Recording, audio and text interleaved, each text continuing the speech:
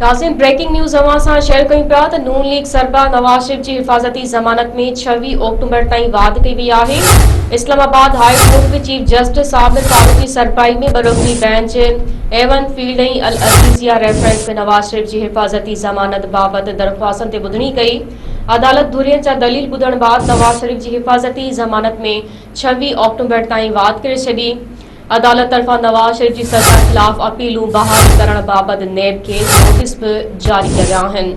एक बार ॿियनि अवां खे ॿुधायूं पिया नून लीग सरबराह नवाज़ शरीफ जी हिफ़ाज़ती ज़मानत में 26 अक्टूबर ताईं वाध कई वई आहे। इस्लामाबाद हाई कोर्ट में चीफ जस्टिस आमिर फारूकी सरबराही में बरुकनी बेंच एवन फील्ड ऐं अल अज़ीज़िया रेफरेंस में नवाज़ शरीफ जी हिफ़ाज़ती ज़मानत बाबति दरख़्वास्तनि ते ॿुधणी कई। अदालत धुरियनि जा दलील ॿुधण बाद नवाज़ शरीफ जी हिफ़ाज़ती ज़मानत में 26 अक्टूबर ताईं वाध करे छॾी। अदालत तरफ़ां नवाज़ शरीफ जी सज़ा ख़िलाफ़ अपीलूं बहाल करण बाबति नेब खे नोटिस बि जारी कया विया आहिनि।